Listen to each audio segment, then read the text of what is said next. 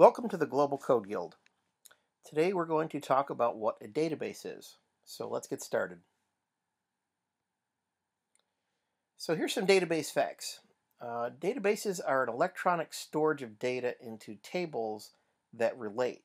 So you can have one table with a little short list, and each one of those lists might have a little key. Then that primary key will go to another table and act as a foreign key. So pretty much there's like a one-to-many relationship. And there's a language called structured query language, and some people refer to it as SQL. And it's used to work with the data. And it can be very basic and very elementary, but it can also be extremely detailed, as in Microsoft's T-SQL, Transact SQL. So this acts as the back-end data storage on a server. This is where your data goes into the data tables, the actual object in the database to store. There's web pages that interact with the database to display content. There are many database vendors out there. There's Microsoft Access, that's a desktop database, and that's very popular, and it's a very good tool for new users to begin with. There's Microsoft, the desktop version. It's like the little light version of SQL Server. Then there's the granddaddy of them all, Microsoft SQL Server. There is Oracle, IBM DB2, that's a very older one. There's PostgreSQL, I've never used that. There's MySQL, which is free, and when you sign up for many web servers for like hosting, you get that one for free. And there's something called SQLite. Now, what should you use? Well, there's a lot of questions that come to mind, and you need to consider what you want to do. So it kind of comes down to how much data will be used, how many users, how will the data be used, the web access needed. It might be you don't need web access, maybe just something local like Microsoft Access would work fine for creating like a sports team database for something you do in your community. There's the local, remote use, or web use. The skill level. So, where are you at as a user? Are you just getting started? What I recommend is start with Microsoft Access or SQL, MySQL, which is free often, and then graduate into SQL Server for Microsoft. And the final thing to consider is cost. So pretty much, how much do you have? So getting your feet wet, how do you do it? So I'm Steve Sater, the CEO of the Global Code Guild. I've been in the computing field for over 20 years. What I recommend is that you go what I call flat file. Go flat file first. So it's basically a single table at first, and your table will have columns and rows. And pretty much the strategy is to learn to walk before you can learn to fly. By that I mean don't try to use all these multiple tables all at once when you don't even understand the fundamentals of SQL. Just use one table and get used to it and learn the basics, and learn the basics well. Then when you graduate to the more advanced things, you'll do fine. I see more people stub their toe and they quit because they got in over their heads very quickly. I recommend constant effort and treat learning as a lifelong endeavor. Always seek to learn new things. I'm always reading a book. And just as a tip, I go to monster.com and I see a lot of jobs out there, and I look up what they're looking for. And if you look at some of these keywords, you go to amazon.com, you can buy a lot of books that are used. And 9 times out of 10, they're brand new books. They come right to you. I have just like shelf loads of books. Just the other day, I got a book for 99 cents, and I had to pay the $3-4 for shipping, but it was a beautiful book. A lot of times, too, you can buy books that are a couple years old, and 95% of the information is still highly valuable. You can use the software that you have. Microsoft Access will work. Now, something with SQL is set theory.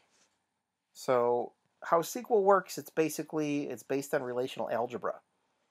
And its mathematical basis for interacting with relational databases using set theory.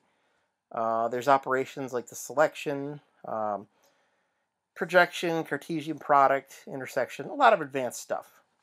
So pretty much under the cover, SQL is based on relational algebra. Now, the organization of data in SQL is pretty straightforward.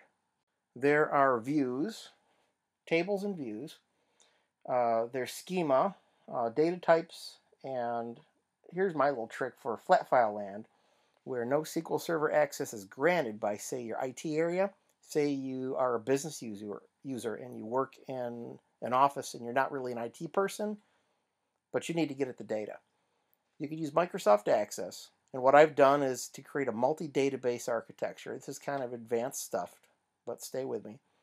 And what I do is I spread out my file storage.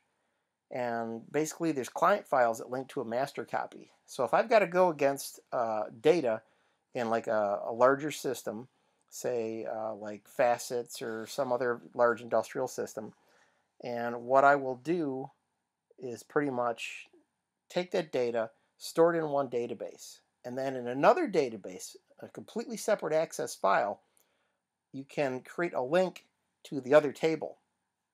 Here's keywords. The keywords in SQL, there's plenty of them. The basic ones are select. That's for basically displaying data. You can insert data into a table. And then there's the from keyword. It pretty much says where is your data coming from. It's always listed from this table. There's the where clause. Here's where the magic is. Get to know the where clause. There's the group by. And then there's the having. And then there's many more. There are many operators. So there's the add, subtraction, multiply, divide, modulo that returns the remainder. And there's plenty to know.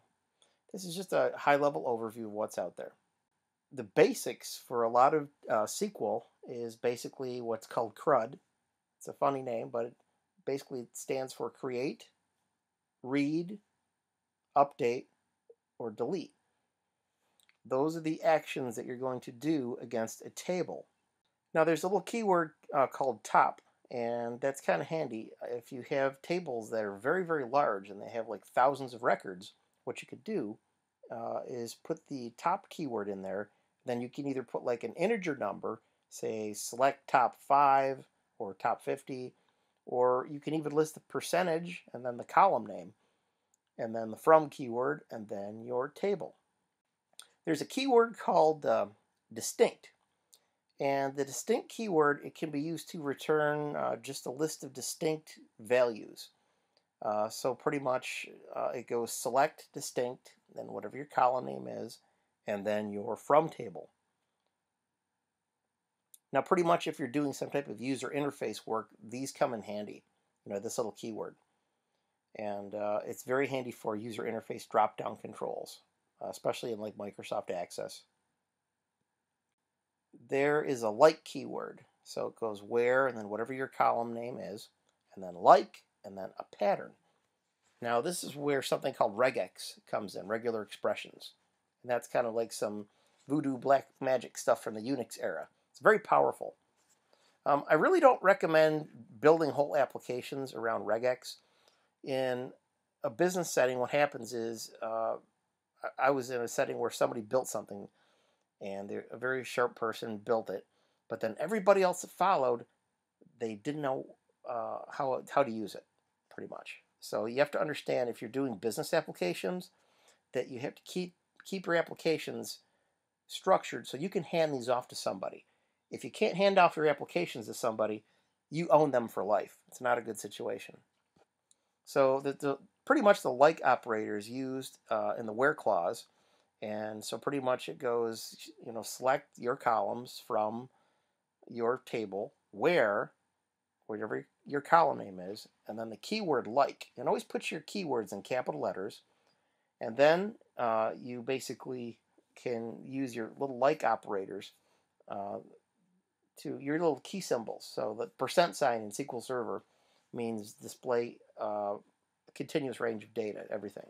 Regular expressions can help out. It's a whole different topic in a different video. We'll talk about that in the future.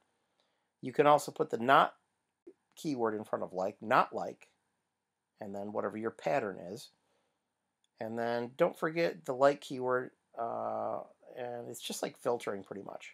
The in operator is handy, and the inner operator allows you to specify multiple values in a where clause. So you'd say select, your keyword select, whatever your column names are, from, whatever your table name is, where, your column name, then in. Put that in capital letters, and then you have parentheses, and then a comma separated value list. And if they're text, you would list them in single quotes for SQL Server, double quotes for Microsoft Access, and then so it would go your quotes, whatever your value is, your close quote, comma, and so on. And that will basically give you your data. Null values. Null values are a very tricky thing sometimes. Pretty much it means that the data is not known. It's not there. It doesn't mean zero. It means there's nothing there. It's like air. there's not much there.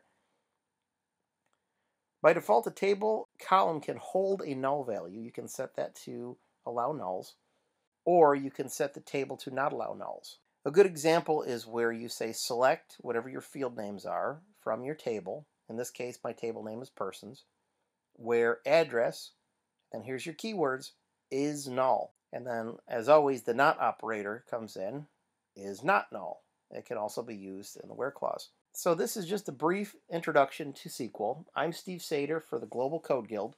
Please register with the site, and through the years, I'll continue to create video. Thanks for watching.